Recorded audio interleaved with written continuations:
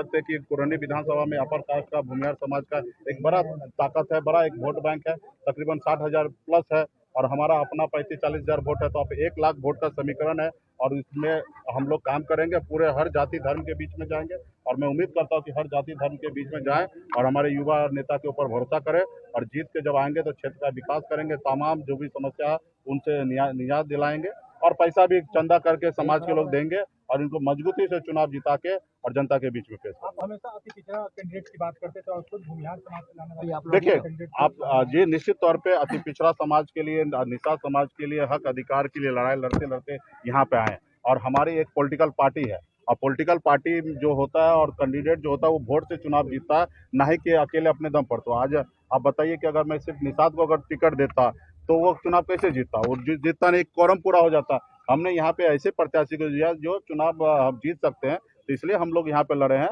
हाँ, निश्चित तौर पे हम अगर किसी गठबंधन के बड़े अलायंस के साथ रहते हैं तो निश्चित तौर पे हम कोशिश करते हैं कि अति पिछड़ा को भी सम्मान दे। हमने पिछली बार आपने देखा कि 11 सीट हमें मिला है। हमने हर जाति समूह को हमने टिकट दिया, हमने दलित को टिकट देने का काम किया, हमने बनिया को टिकट देने का काम किया, हमने निषाद को टिकट देने का काम किया, हमने यादव को टिकट देने का काम किया, हमने ब्राह्मण को टिकट देने का काम किया, हमने भूमिहार को टिकट देने का काम किया, हमने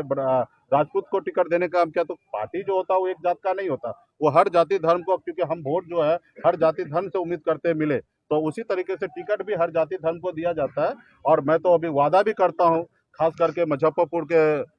अपर कास्ट भूमिहार समाज से कि आप पे हम भरोसा किए हैं, आप पे मुझे पूरा यकीन है कि आप हमारे नीलाभ जी को जिताएंगे और अगर जिताते हैं तो मैं आपको कुरनी प्रखंड में जो व्याप्त भ्रष्टाचार है उसके लिए मेरा संघर्ष पिछले 5-6 वर्षों से चल रहा था और आगे भी चले, इसके लिए आज जो है हम विधानसभा के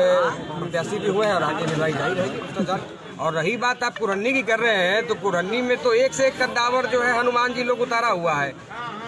मैं तो उनके सामने चीटी ही हूँ ना उनके, लेकिन आप कुरनी का इतिहास खंगाल लीजिए, कुरनी में आज तक कोई हारा हुआ जनप्रतिनिधि जीता ही नहीं। और मेरे सामने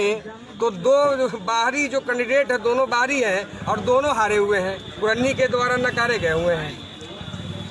तो अपार जन समर्थन मिल रहा है, सभी समाज, सभी वर्ग, सभी धर्म से और सभी पार्टी के नौजवानों के द्वारा भी समर्थन मिल रहा है। हम मजबूती से लड़ेंगे और जीतेंगे।